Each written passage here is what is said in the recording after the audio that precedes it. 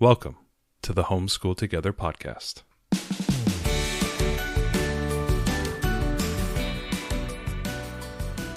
Where one working mom and a stay-at-home dad help you navigate the nuts and bolts of the growing and dynamic world of homeschooling. With a focus on early learners, like me. All the ins and outs of building and maintaining your homeschool life. Homeschool. Find out tips and tricks to make things like this easier. I'm reading. And ultimately, enjoy educating your kids. And what's that last thing? Have fun together. Did I do good, Daddy? Yeah, you did, sweetie. Good job. Good morning, good afternoon, and good night, wherever you are, homeschooling families. I hope you guys are having a great time. A little switch up there on the intro always makes my wife happy. I always get the giggles on there. Today we're going to be talking about nonfiction and all the various aspects of nonfiction. And we'll get into all the details there. But if you have a chance, head down into the show notes and do a bunch of things, clicky clicks, and maybe click on our YouTube channel. Check out some of our videos there. We are now vlogging our way through science, Summer of Science. Summer of Science that we're doing. If you want to follow along on what we're doing there, how we're condensing the Blossom and Root space science with Zula and all the various fun things we're doing there.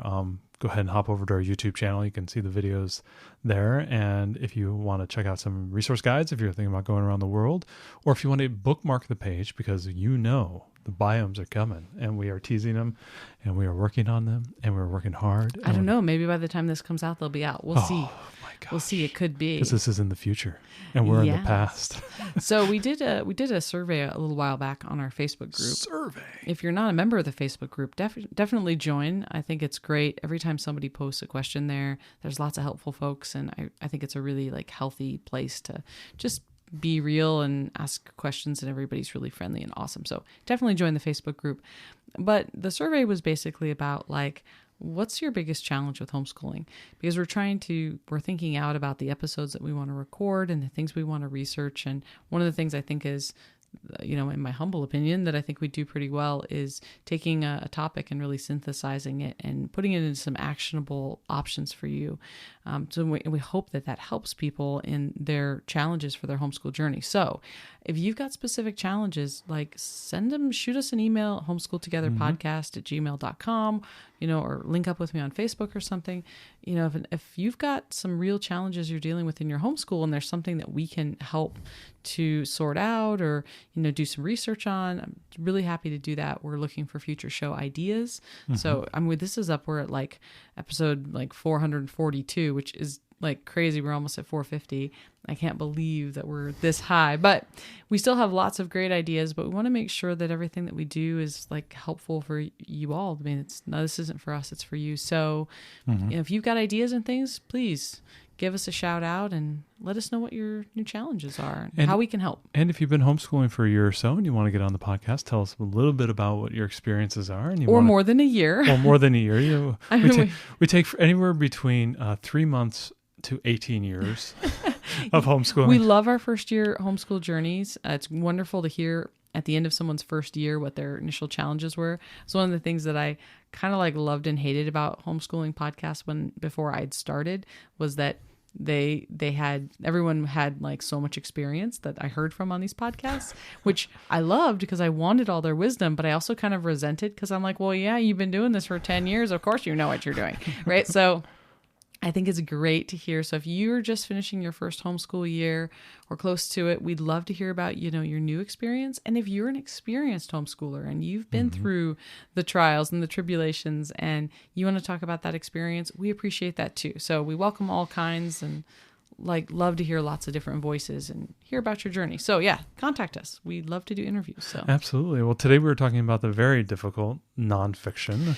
I know a lot of us. It's most of the reading I do, honestly, as an adult. I know it's nonfiction. It's kind of funny, with our young learners, our elementary, pre-elementary, we tend to focus a lot on fiction and not not as much on nonfiction. I mean, we read some nonfiction of books course, to yeah, them yeah. from our, our DK books and things like that. But yeah, it's, we read so much nonfiction every day, right? We're both in our master's degrees. We're reading for that. Read the We news. read the news. uh, I read a ton of nonfiction things at work all the time. So, we're listening to nonfiction podcasts, right? Or Yep. audiobook right now, both of us. So I think nonfiction is definitely kind of a different creature than fiction. It requires a different skill set. It does. to foster reading comprehension than fiction does. So we want to talk about it specifically. It's a hard thing to like think about exposing to our children, because we always think about nonfiction as being like news or, type of podcasts that are, telling stories and stuff. But, we're always reading to them in fiction. And our break in reading is reading fiction, because we read so much nonfiction. Yeah, that's true.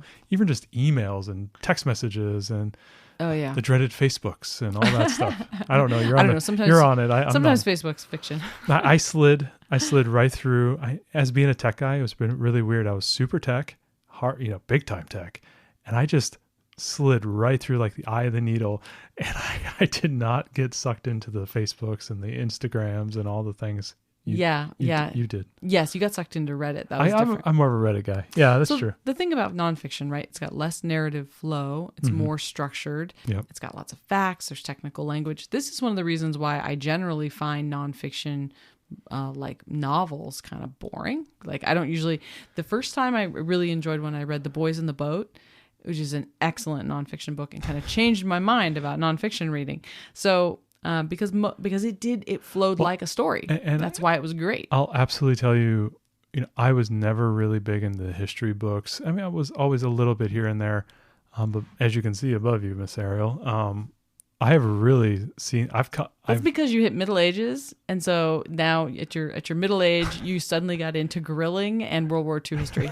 It's like all the men. It's like your stereotype. You're walking stereotype. I've expanded beyond World War II history. That's where it started, though. Yeah, but you know what I've really gotten into, and biographies. You're super big into biographies. Holy cow! Like really good biographies. Written. There's like a 1,000-page biography. I see it on the shelf. I'm like, I guess I better get that for my husband. Let's count them. 1, 2. Oh, you have a bunch of 1,000 pagers. 4,000 pagers.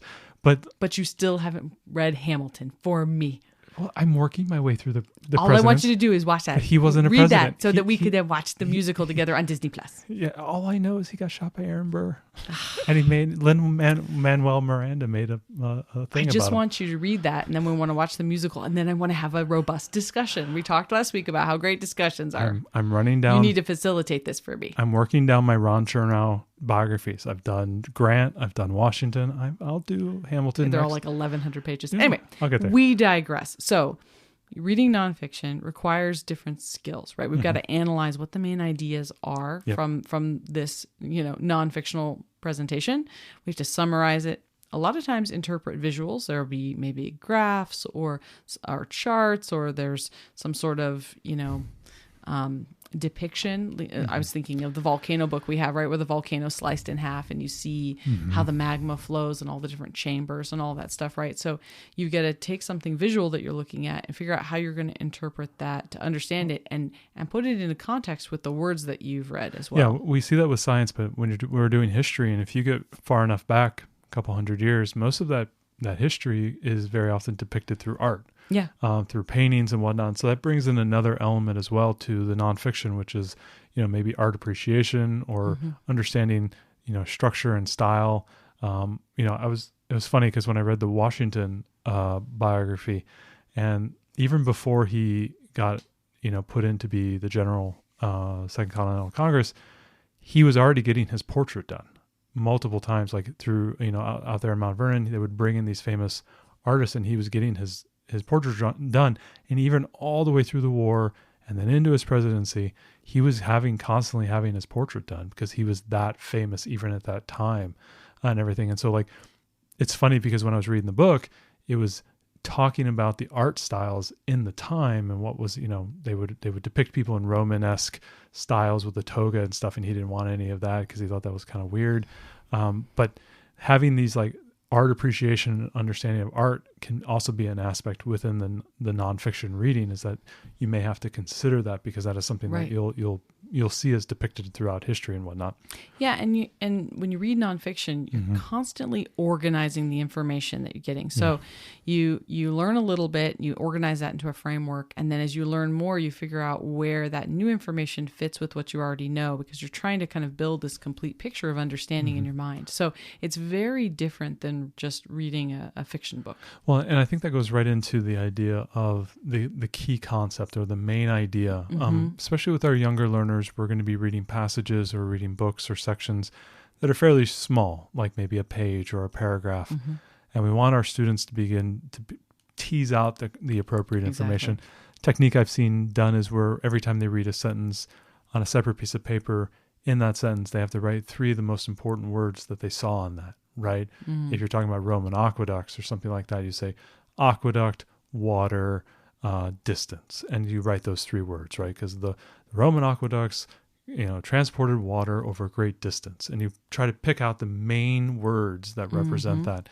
And so that we can then go ahead and reverse engineer from our main words our own writing that summarizes the passage above. And that type of skill of being able to tease out what are the important words, what are the important ideas, can be a really new skill, and a lot different than from what we're trying to do with our fictional reading, where we're trying to get themes and understanding character and actions and motivations.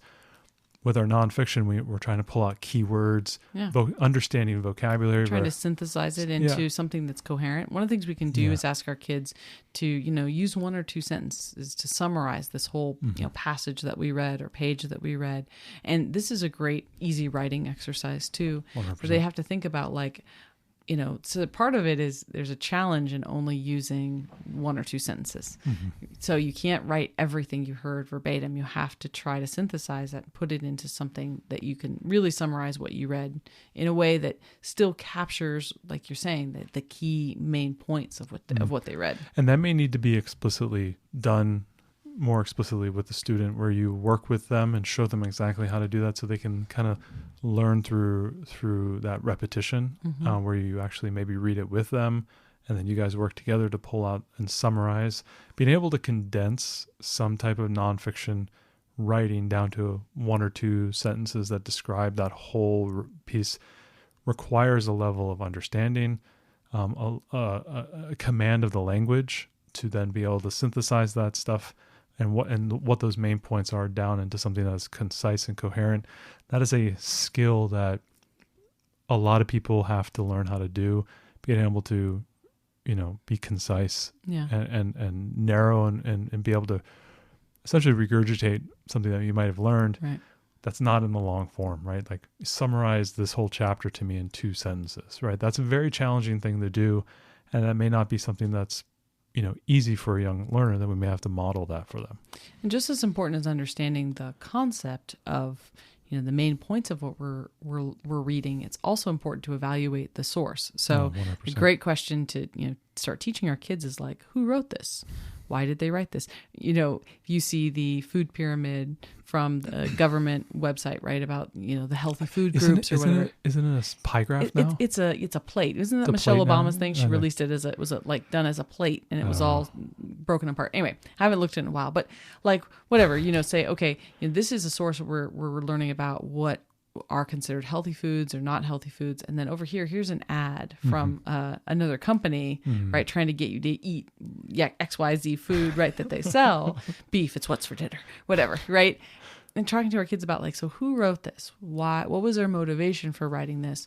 Do they have expertise in what they wrote about? There's a lot of really good questions, and we can start developing that critical eye about, who did write this? And, what are the credentials behind the person that wrote this? The motivations. I think that's probably the most, difficult thing that even us as adults now are having to learn, what is the expertise around what we're reading? What is the information? What is the data? And are they presenting that data in a misleading way? Obviously, with the bias is built into that. Right. Putting those skills together are not necessarily even easy for our young students to learn. It's hard for us as adults. It's super hard. A lot of times, the information that we end up seeing, things that we're reading, very sophisticated in the way they can obfuscate and change and tweak and whatnot. And so learning not only how to analyze bias and understanding expertise, but reading from multiple sources so we can get a complete picture on whatever topic that we're talking about. Exactly. Especially if it gets into the realm of opinion, understanding, who is this individual? What are they trying to do? What is their thinking? What is their thought process? And understanding that, like, okay, I may read this and it's okay to read this, but understand where it lives in the pantheon of what we're understanding. And maybe you need to read something else. And then like separating that between like historical facts and how that can be distorted over time. Are you reading primary sources? Is this a secondary writing where they're then analyzing or giving opinion on original sources? So things like that are very challenging and hard for our learners to learn. Maybe not something that we're asking our students to deeply understand at the younger levels, but definitely in the upper elementary, middle school, and 100% in the high school level, they're going to have to know how to be able to navigate this world of information and know, what are reputable sources, what is bias, and how can we work around that, and not to be afraid of it. I think almost in the reverse, we need to embrace it. Mm-hmm. More information is always better because then I can go ahead and find and collate the truth throughout that. Yep. Yeah, it's true. And one of the great ways to introduce bias is just to keep it simple that different authors have different perspectives, right? From where they came from or where they work or their background, whatever that is, that they have different perspectives. And we can practice showing our kids some, good trusted sources. Like, what can we find together that's like, okay, maybe, we can go on the Smithsonian site and we feel like this is a trusted source. Or, there's whatever. You can look at whatever topic it is. We can go onto the NASA webpage. We feel like this is a good trusted source for information about XYZ. So your mileage may vary with exactly what you're studying and what you consider to be a trusted source. And it can be really hard to find that information. But I think going through the process of finding trusted sources and doing it with your child helps them to understand what your thought process is to try to find those. Like, how would they know who to trust on XYZ thing? Absolutely. And then kind of going from analyzing what you're reading to analyze maybe what you're seeing. We talked a little bit about the visual aspects. Yeah. I think I love visuals when I'm reading nonfiction. I love the visuals as well, especially when they're talking about data. I think we're in this like kind of revolution of displaying data. There's so many cool tools that people use. You see this a lot of times on some of the big newspapers on their online articles. They'll have these just beautiful visuals. Oh, the infographics. The infographics and all that stuff. Those are always really cool. And allowing your students to learn to view those and also how to analyze those. Like how, what is the data that's being displayed? How is it being displayed? What does it mean? What are they trying to show here? Understanding the differences of percentage and nominal values. Like that's something that we always very, very much, you hear a lot of times, like this thing has increased 200 or 300%. And you go, wow, that's a big increase. But it was, 200-300% increase from 2 to 4 or 2 to 6, nominally may not be a lot of, occurrences of whatever that thing is. Right.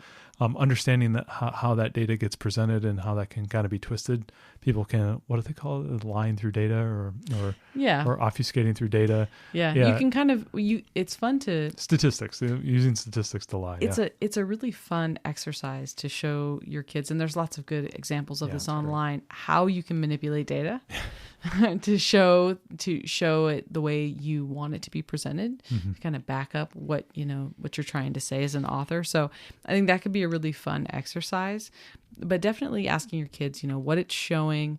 Looking at the captions is really important. Sometimes there's key information hidden in those captions. Maps and charts and stuff like that. Teaching them not to overlook that information can be really a fun way to take that visual and then you can, again, ask them to summarize that visual just like they would with a section you read of nonfiction text. What does this chart tell us? Yeah, what's the main points of this? Photos as well. I mean, I know we're getting into the world of AI and AI video now.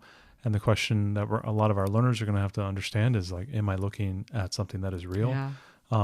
You probably see this a lot on social media. You'll see things come across that are almost too good to believe. A lot of times there's pictures and then people get outraged or whatever, but it was actually just a fake photo. Some AI photo. And I had a friend and he said, Matt, I was on something whatever platform. And he goes, I watched this video and I watched it 30 seconds long. At the very end, I think it was AI, but it was really wild what I was watching. It was like some whale jumping out of the water or something like that. And he goes, it was incredible. And I was just mesmerized. And he goes, at the very end, I said, I think this is AI. I think I got bamboozled or whatever.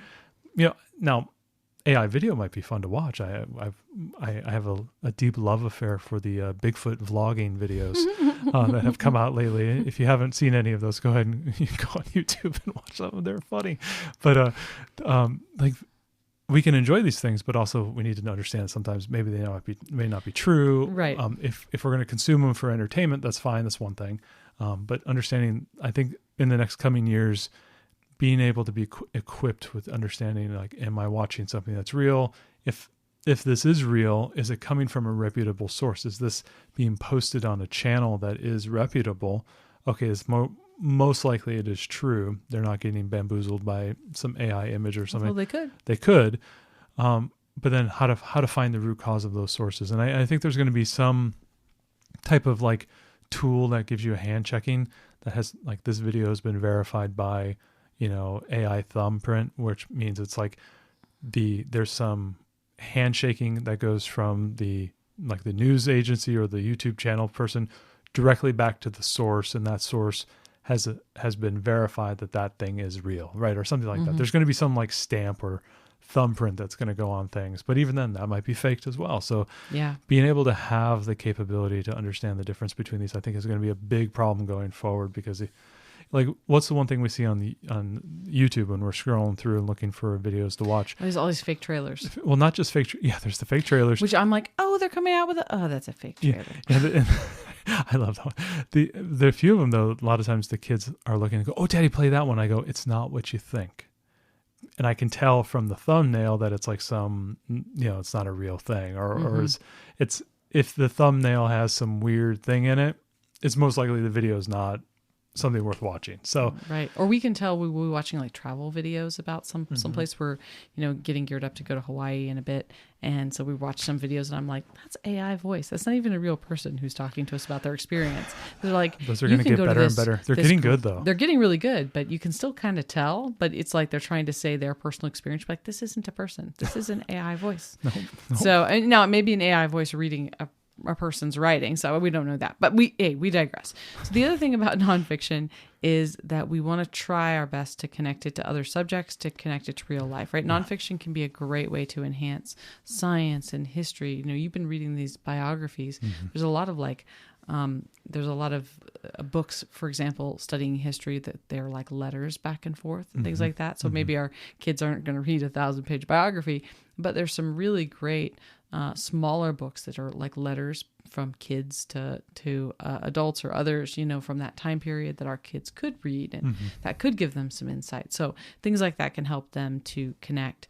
If we can tie things to current events, then that's even better, right? Yeah. So we're basically trying to read the nonfiction, understand the main points that it's saying, be able to interpret the visuals, verify if it is a real source, and then try to connect it to something real, because all nonfiction is based on real life. So there's some sort of way to connect usually. And if we can do that, then that really helps all of those concepts to make so much more sense. Yeah, connecting to the real life and experiences is something that they try to do in the schools, whether it's a cultural thing or, some person, maybe they have some immigrants in the classroom or something of that nature. Some students who are not native language speakers, they will try to key in on certain things and it helps draw people in. It creates a sense of community within the classroom. That's something that I read a lot about on connecting to the real world is a huge aspect of taking information and creating connections. And it's really about connections. Not even just connections with you, but if you can actually create connections to a friend or somebody that they know in the community, or, wherever, you end up going, you go, oh, do you know my friend over here? She's from Finland and we're reading about, the Finnish people here. And that creates a connection, something to identify with, something that's real and tangible. Is a really cool way of taking information, whether it's nonfiction and even fiction as well, and making it tangible and real. Yeah. We've done a lot of traveling, so we can do some echoing back to experiences along the way. If you have some, type of food or something of that nature, you can connect to that as well. So really keying in on experiences and background, not just from you as a family or your child and their experiences, but also people that you know, or that people in the community that you can key in on, they can then connect to. One of the things I think that I definitely missed out on was I didn't make nonfiction really much of a habit. Yeah, it's tough. I read things for school that were required, but I never really read about things that I was interested in just because I was interested. Mm-hmm. And so I think one of the best things we can do is just keep nonfiction. Maybe it's not as prevalent as fiction, I'll admit, but what do our kids want to learn about? What are they interested in? Our oldest daughter is really interested in hairstyling right now. She's really interested in like braids and ponytails and different unique things. And so she has this great little book that shows her all of these different techniques, and she reads it and looks at the diagrams, and she's interpreting those diagrams and practicing on her poor sister who's gotten some really crazy hairstyles lately. Her sister's very proud when she gets the official she's really proud. Yeah. And her older sister's like, I used 5 different ponytail holders. Look at her hair. And it's like, whoo, beautiful, honey, beautiful. She's got the Cyndi Lauper look. There's all kinds of stuff going on. But that's just an example. So whatever your child's interested in, make sure that we keep enough nonfiction books around. We have like lots of nonfiction books that are those great big, knowledge encyclopedias that have everything. But those books aren't as accessible. I mean, they love sitting and looking at the pictures of them, but I don't know how much they really, at this age, maybe our oldest is 9.5, really read those kind of books. Mm-hmm. But shorter books, smaller ones that are kind of more geared towards their age and are on topics that they enjoy, if we can keep those around. I know a couple of times we've done the Magic Treehouse books, our oldest, and then gotten the research book that goes with Magic Treehouse, and she really likes that. Like she wants to, let me read about this for real. Or Usborne does a great job. They're like Lift the Flat books are fabulous nonfiction books and really captivate our kids. So if we can keep enough nonfiction books around that are at their level or that are things that they're really interested in, then we can make nonfiction more of a habit. And hopefully we'll raise adults who are interested in reading nonfiction. Maybe not quite as much as fiction, but definitely that it has a healthy place on their shelf. Well, I found in my kind of nonfiction explosion here in the last 2 years, there's a lot of nonfiction books out there. One of the problems I always found with like some of these longer versions, they can be very heavy, especially on the topic. So it's hard to find like, the history of hairstyling that doesn't get into like some, artistic, creative, hairstyle person or like, fashion and be like, I don't know if I want you to read a biography of Coco Chanel right now.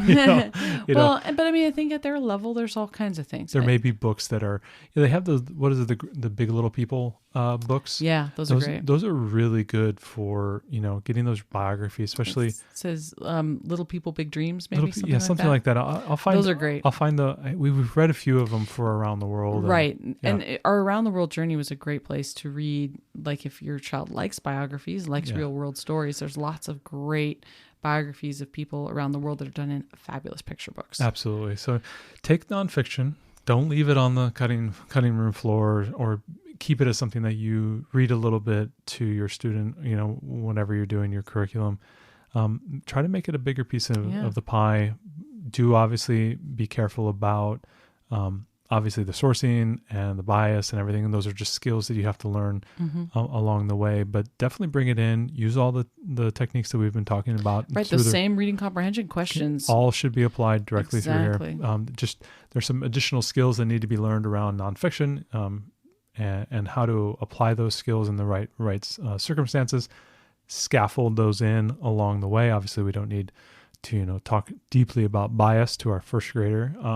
But maybe that is something we discuss with our older students, maybe 4th grade, 5th grade, 6th grade, and have them have a little bit more of experiences in finding and using those skills to distinguish between some of those aspects that we talked about.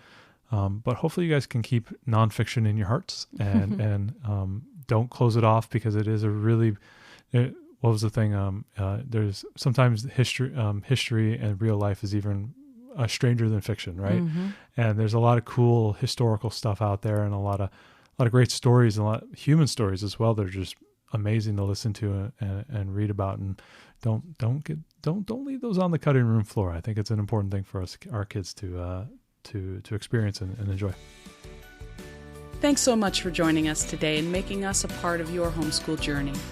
Please engage with us on social media. Join our Homeschool Together podcast group on Facebook and find us at Homeschool Together Podcast on Instagram. We'd love to hear your feedback, questions, and recommendations. Until next time, Happy homeschooling!